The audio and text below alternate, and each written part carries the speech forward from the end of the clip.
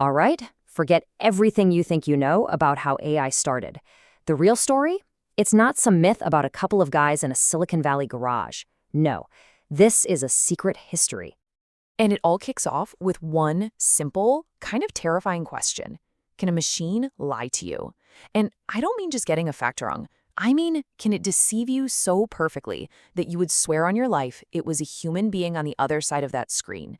Because, get this, the tech that makes the graphics in your favorite games look so real, the same stuff that powers those flawless filters you use, it has absolutely nothing to do with some sunny California startup. Its real story begins in the darkest days of World War II, with a brilliant codebreaker who couldn't stop thinking about that exact question of machine deception, and his name was Alan Turing. So let's talk about the imitation game. Back in the 1950s, everyone was asking, can machines think? But Turing, he thought that was a total waste of time, a philosophical rabbit hole. So he flipped the script and asked a much better, much more practical question. Can a machine act so human that we can't help but believe it's thinking? To answer it, he designed a test. It was basically a high-stakes game of deception. The setup is genius in its simplicity. You're an interrogator. You're sitting at a terminal, typing questions to two mystery players who are hidden away in different rooms. Now, one of them is a real person. The other, it's a machine. Your one and only job is to figure out which is which, and the machine's job? To lie, to imitate, to deceive, to mimic a human being so perfectly that you, the judge, get it completely and totally wrong. And here is where it gets absolutely wild. In 1950, think about that, 1950, Turing predicted that by the year 2000, a machine would be so good at this game it could fool a human interrogator at least 30% of the time. He even dreamed up this idea of a child machine, one that wasn't just programmed with a bunch of facts, but was actually built to learn from its own experiences. The man was literally sketching out the blueprint for all of modern AI before most of the world had even laid eyes on a computer. Okay, so how do these learning machines actually, work? It can get pretty complicated, but let's just break it down with a simple family tree. So at the very top, you've got artificial intelligence, AI. Just think of AI as the entire universe of superheroes. It's the big, grand idea of creating machines that can do things that usually require a human brain, right? Like reasoning, planning, or just understanding what I'm saying right now. Now, inside that massive universe, you've got a specific team. Let's call them the Avengers. This is machine learning, or ML.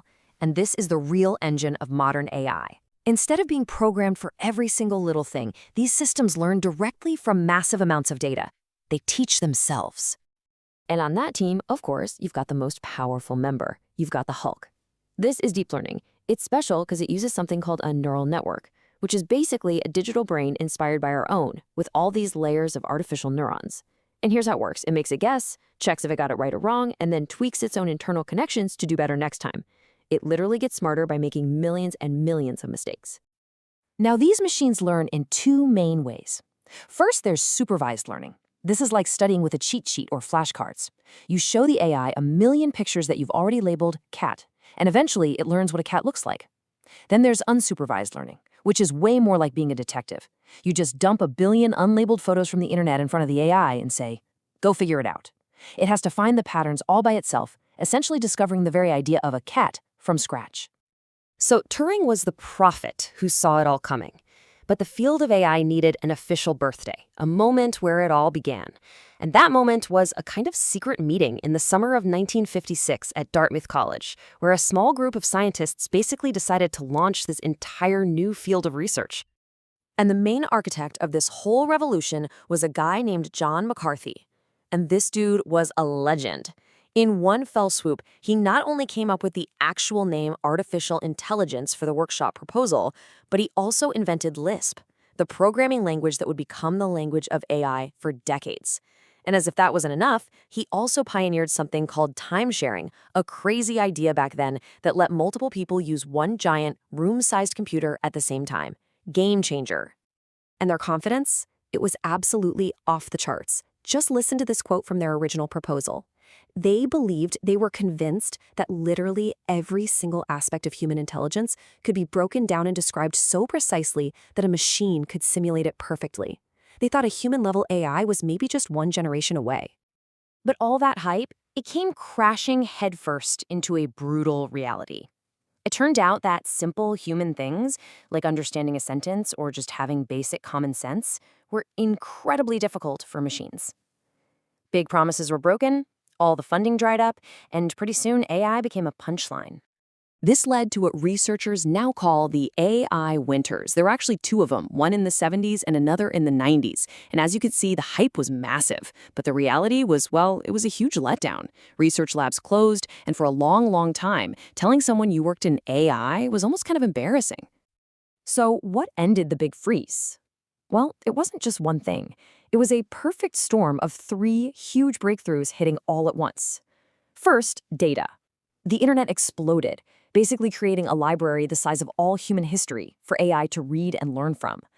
Second, hardware. It turned out that the powerful GPUs made for video games were the perfect supercomputers for training AI. And third, the algorithms. Researchers, especially a guy named Jeffrey Hinton, finally cracked backpropagation, a technique that let those deep neural networks learn from their mistakes way more efficiently. It was the key that finally unlocked the real power. So, with all this new power, it was time for a rematch. It was time for two epic showdowns, like heavyweight title fights for the future, that would define two completely different eras of artificial intelligence. First up, it's 1997. In this corner, the greatest chess player on the planet, Garry Kasparov. And in the other corner, IBM's massive supercomputer, Deep Blue. This was the era of brute force. Deep Blue wasn't thinking like a person. It was just a monster of pure, raw calculation. Deep Blue's strategy was simple. Overwhelming, unstoppable force. It was calculating 200 million, let that sink in, 200 million chess positions every single second. It didn't outsmart Kasparov. It just buried him in an avalanche of pure math. Okay, now fast forward to 2016.